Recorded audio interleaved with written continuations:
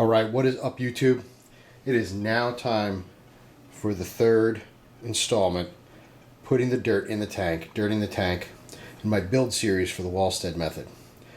So here I've got a couple of things that I think I'm going to need. I went to Petco and sourced the stuff locally. I didn't need a lot of it, and I know I paid sort of a premium for it, but obviously if you're doing a bigger tank, you can probably find better deals at Landscaping Supply, which is where I got my rocks, or some other places. Just be careful about how you choose your sand and your substrate and things like that. But basically what I've got here is everything I need.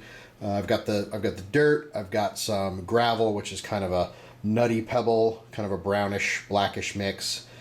Should go pretty nice with the black sand that I have. That's going to go nice with the rocks that I've got. So let's take a look at what I've done with the tank so far and the rock placement, and then we'll start dirt in the tank. All right, so here we got the tank. Here's the rock placement. As you can see, I broke up one of my black rocks. I've got the black rock over here with the white veining running through it, and sorry guys about the reflection, but it's just, I'm in a bad spot. The room's a total mess. I'll show you that in a minute, because I've got this tank that I want to finish off, the tall column tank that I had my angelfish in, which is now totally inappropriate. I think I mentioned I'll never buy another column tank again, but I'm going to transfer my fish out of that tank into this tank when it's done. And believe it or not, even though technically gallon wise the column was a 47 and this is a 29, this is a way better tank for my angelfish than that column tank ever will be. And then eventually I really want to consolidate these two tanks, the 55 and the 29 that I've got, down to one tank, and that's a different build that I've got mulling around in my mind. That's going to incorporate a couple of different things, so probably next year sometime I'm looking at doing something like that. I'll talk a little bit more about it as time gets close, so let's focus on this for now. I've got the rocks in place. This is the layout. I kind of like it. I've moved it around a bunch of different times. The rocks right now are just basically sitting on the glass. If you're going to mess around with rocks on glass, be careful, because one wrong move and drop it and you've got a shattered tank, especially the bottom, because it's tempered. It's tough, but there's no forgiveness. It'll just completely shatter. So do take that into mind. So what I'm going to do right now is I'm going to go ahead and start putting dirt in the tank. And what I'll do is I'm actually just going to fill in around the rocks with the dirt. We're going to bring it up to a certain level. These two small rocks right here are going to come out. They'll sit on top of the gravel. They're just for decoration. They're small, but the rest of them will remain where they are, and so they'll actually be buried, and the level will change quite a bit when you see it with the gravel. And then my plan is to fill in a little bit higher with dirt over here, let it flow down. I'm going to use the black sand in this area, have it come out into an irregular shape there, and then fill in the rest with that nutty pebble gravel. So we'll see how that works out, and let's go ahead and get to work, and I'll stop in between and talk about how I'm putting the dirt in, how wet you want to make it, things of that nature, and we'll actually plant the tank as well, fill it up with water, get it all set, and in the next episode we'll get some fish in there, because I like to let my tank cycle a little bit, even though I'm using a pre-existing filter and all that. Okay, so before we get started, I want to talk about a couple of the pieces of equipment that you're going to need to do this. The first one is a paintbrush. Any old paintbrush will do. The bristled kind is the best kind. Nice and cheap. You probably get them for like $1 or less at the home improvement store. You use this to kind of brush off the rocks and get the dirt out of the nooks and crannies that you don't want it in. We've also got a couple of putty knives, different sizes. One big one kind of small one. You can get one smaller than this if you like. This is great for kind of digging into the corners and pulling back the sand, or just keeping it a little neat. The other thing that you're going to need most definitely is a spray bottle. So I showed you the green pump action spray bottle I have. This is kind of a standard Home Depot issue spray bottle, regular trigger kind. I find this one a little bit easier to work with when you're inside the tank, getting it in the tank, pointing it down, things like that. So I like using this one. You can use the pressurized one as well, but this one seems to fit a little bit better.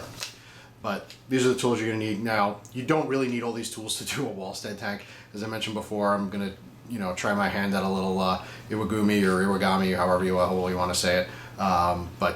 This is sort of my attempt at it, and I know these are kind of the common tools that they use to help kind of create that in terms of keeping the sand and everything in play. So, let's take a look and see how it goes, and we'll have some fun. And hell, if anything, I'll just let the plants grow over it if it looks ugly. So let's just go. So quick note on the spray bottle. I've got it filled up with water.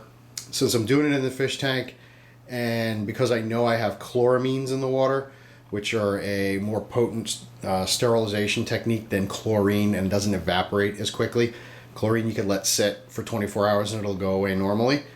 Chloramines hang out for a lot longer, and when they break down they tend to form ammonia molecules. So while it's not completely necessary, I will treat this water in this spray bottle with a little dechlorinator, and this dechlorinator actually breaks down chloramine molecules as well. It's an API tap water conditioner. No, they're not sponsoring me for it. It's just what I use. It's what's available. So by all means, if you don't do it, it's not the end of the world. But if you remember to do it, and I'm here to help you, remember to do it. If you're watching this video, dechlorinated it's a couple of drops at best. So let's get to work. Get this fish tank done.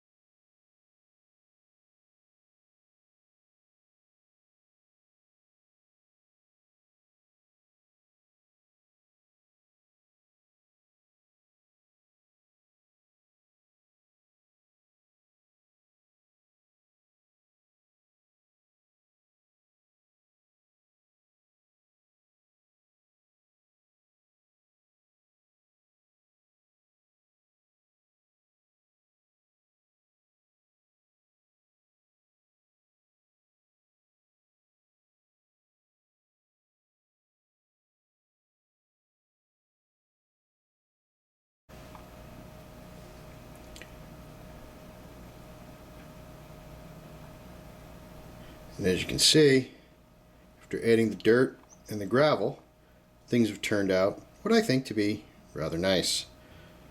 I wanted to have sort of a dark beach area that kind of faded into the white gravel to get that contrast, and of course the plants are going to ease the edges around that, but I think it turned out rather nice. I like the black sand around the rocks. I know I swore I wasn't going to do sand again, but I think with black sand it's a little bit better than white sand for sure, because if the dirt comes up, if I pull plants, the dirt won't show as easy on the black sand. So we'll see how that goes.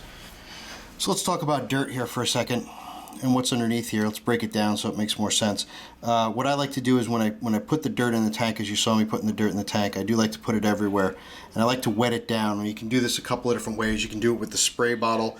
You can do it with cups of water and dump it in. But what you want is a very firm, thick mud. You don't want anything watery at all.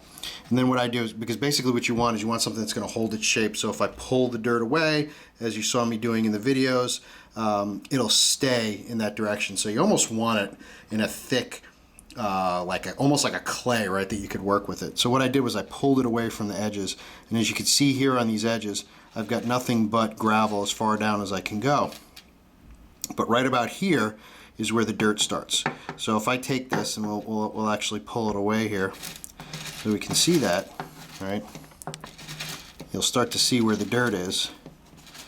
All right, you can see that there's dirt right there. And if I keep pulling that away all the way back, you'll notice that that's dirt. But in the very beginning, all right, you can see where the dirt starts and the gravel ends. Now, this is probably the best way to do this, in my opinion, because you don't get that layered look up front. You get a nice gravel look up front, and then you keep your plantings kind of away from the edge of the glass a little bit when you plant them. Just keep that in mind. But you've got a nice pack of dirt. Now, if we go down into this dirt here, this is at the very, very bottom. This is about an inch right there. That is what I want, because I want it sloped back. If I go back here, it gets thicker and thicker and thicker up till about here. This is probably closer to 2 inches. It's about as deep as I would go with dirt is 2 inches. I've never gone further. I don't know anybody who has gone further, but when you go further than 2 inches, you're going to start running into a greater risk of anaerobic activity, lack of oxygen in the soil, hydrogen sulfide production, things of that nature. So do stick to the 1.5 inch rule. Give or take 1/4 of an inch is probably really safe. If you want to try to risk it, then do so at your own peril, but let me know how it works out. I'm kind of curious myself. Everything else is basically sand. So for sand, since we have sand in here as well, I try to keep the sand to 1/2 inch because it's fairly dense. It compacts and it doesn't allow the soil to breathe as well as the gravel does. So I try to keep that a little bit thinner. All right, so basically I've got everything all set up. I've filled the tank up about halfway the first time just to get everything settled in. Let the lighter organics rise to the top. I skim those off usually with a spare fish net, or sometimes with my siphon I'll skim it off the top as well. And then I've kind of filled it back up to about 1/4 of the way now, so that I can start planting the tank. And what I'll do is I may drain it back down, or I may just skim the top again, depending on how much dirt I disturb while I'm doing the planting. Hopefully it won't be much. The ticket here to a good planting is to have a set of these. These are a nice pair of, usually they're stainless steel feeding tongs sold in a pet store, but you can get giant tweezers online as well. These are great because you can hold the plant by the root ball and plunge it straight into the dirt and let it go and pull it out with minimal disturbance on the soil. And that's really what you want, because if you do it with your fingers, and I don't know about you guys, I got some big fat fingers, but you do it with this, it's a lot easier. You get a little bit more control, and you get a little bit more reach too into those hard to plant areas if you're looking for it. So this is what I'll be using to plant, and I'm going to go ahead and start planting. So what am I going to plant? Well, I really want to use this bronze crypt. I think I'm going to be heavily focused on these. I've got a lot of bronze crypt, so I'm going to be pulling a lot of it out of this tank where it's kind of crowded, but actually doing really well. And I'm going to put it into that tank. I'm also going to be planting some of this dwarf sage grass that I have. I've got a lot of it in this tank, and if I pull it out in key areas, you'll never notice it. It won't be missing at all. Alrighty, so I was going to go ahead and make this a second video, but what the heck, let's just finish this off, guys. I know you guys have been excited about it, you've been patient about it. Going to go ahead and include this as part of it. So the tank has been planted. I've gotten everything in there I wanted to get in there.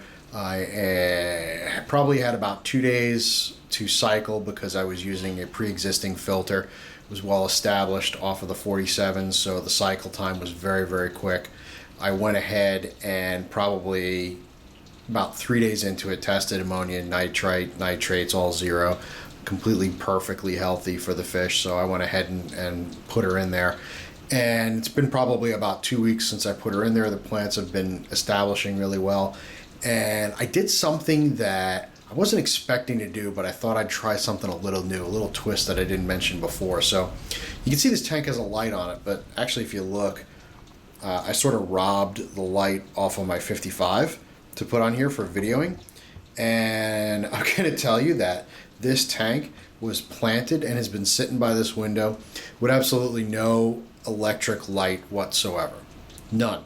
It's only been getting light from my window, and my window faces due east, so I've been getting morning light into the mid-afternoon, the way my house is situated, but that's all the light this tank has been getting. And I kind of thought it would be interesting to do that because one of Walstad's things that she mentions, and she doesn't specifically mention no lights, but she does mention putting a tank near a southern facing window if you can for long light exposure, natural light, etc. Let's face it, guys, not everybody has a southern facing window in the right spot for a fish tank. I know I don't. So I went ahead and said, you know what? Let's see how the plants do. I gotta be honest with you, I'm surprised.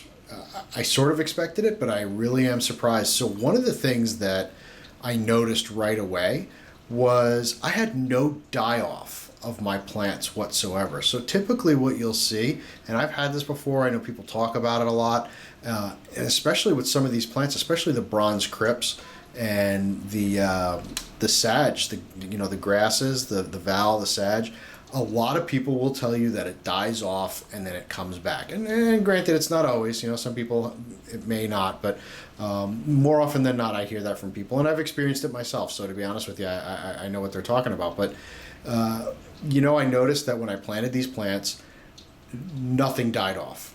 And I mean, you can see in 2 weeks, these plants are growing in 2 weeks with that little bit of natural light and nothing else.